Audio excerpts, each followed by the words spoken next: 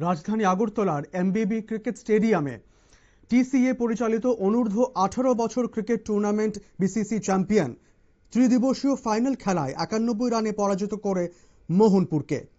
Tripura cricket association পরিচালিত অনূর্ধ্ব 18 বছর রাজ্যভিত্তিক ত্রিদিবসীয় ক্রিকেট আসরের ফাইনাল শুরু হয়েছিল 16 ফেব্রুয়ারি। গত রবিবার থেকে যা শেষ হয় আজ। মুখোমুখি হয়েছিল বিসিসি এবং মোহনপুর। এমবিবি স্টেডিয়ামে আয়োজিত ত্রিদিবসীয় ফাইনালে মোহনপুরকে 91 রানে পরাজিত করে চ্যাম্পিয়ন হয় বনমালপুর ক্রিকেট ক্লাব তথা বিসিসি। শোনাবো বনমালপুর ক্রিকেট ক্লাবের সম্পাদক বক্তব্য।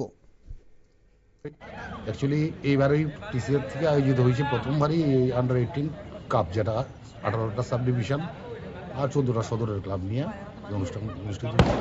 এবারই প্রথম শুরু হয়েছে এবং আমাদের বনমালীপুর ক্রিকেট ক্লাব বিসিসি এবার চ্যাম্পিয়ন হয়েছে।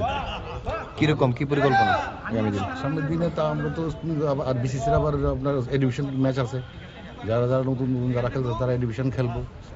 চেষ্টা করবো আগামী দিন বিসিসি যেন সুপার ডিভিশন খেলে।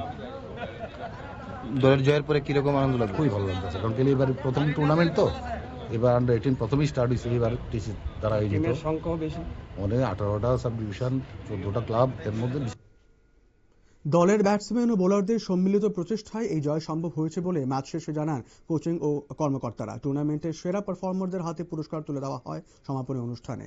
ক্রীড়া মহলের মতে অনূর্ধ্ব 18 স্তরে এই ধরনের প্রতিযোগিতা ভবিষ্যতের প্রতিভাবান ক্রিকেটার গড়ে তুলতে গুরুত্বপূর্ণ ভূমিকা পালন করবে। রাজ্যের ক্রিকেট কাঠামোকে আরও শক্তিশালী করতে টিসি এর এই উদ্যোগ প্রশংসনীয় বলেও মত প্রকাশ করেন উপস্থিত ক্রীড়াপ্রেমীরা। নিয়ে নেব ছোট্ট একটা বিজ্ঞাপন বিরতি, সঙ্গে থাকুন।